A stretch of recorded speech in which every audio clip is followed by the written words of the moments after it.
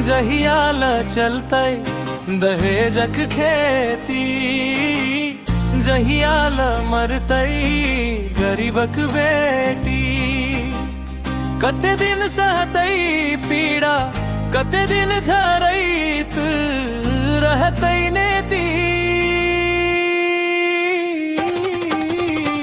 जहियाल चलते दहेजक खेती, जहियाल मरते गरीबक बेटी। जहियाल चलते दहेजक खेती, जहियाल मरते गरीबक बेटी।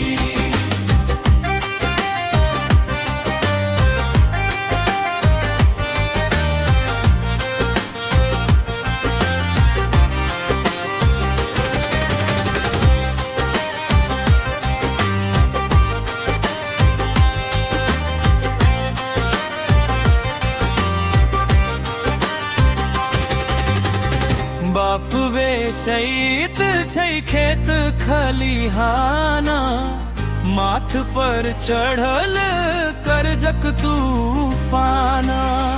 हंसी खुशी जे होइत रहल से बनी गेल अछि अब शमशाना। लाज बचाबै लेल बाप बेचै सब, तैयो ना भरै लोभिक पेटी। जहियाल चलते दहेजक खेती, जहियाल मरते गरीबक बेटी। जहियाल चलते दहेजक खेती, जहियाल मरते गरीबक बेटी।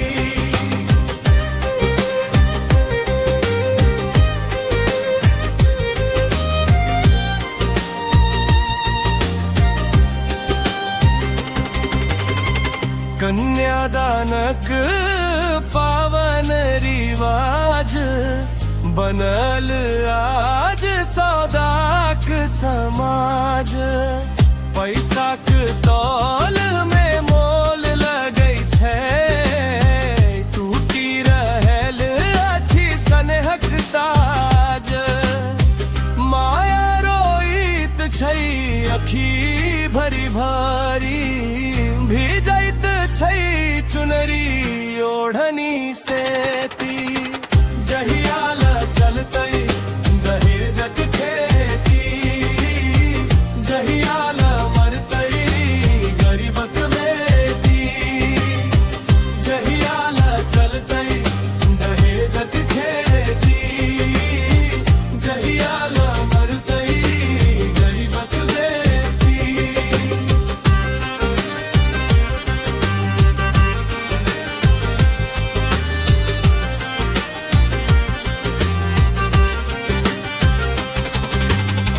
कते सपना लेके जन्मल बेटी, माथ पर लिखल दर्द रेखी। सपना सगरो टूटी जाए छै, जेना सुख छी छल बस देखी। कखनो आगी कखनो फांसी, समाज बनल अच्छी निर्दयी जेती।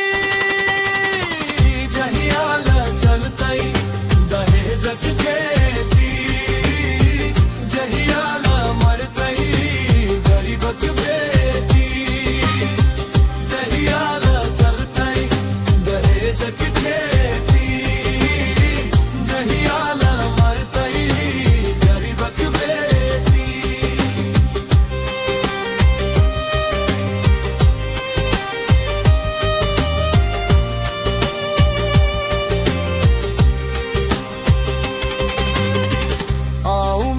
का आवाज उठावी, ई कुरीति सब मिली हतावी। बेटी भर नहीं सम्मान छी, नव समाज हम सब बनावी।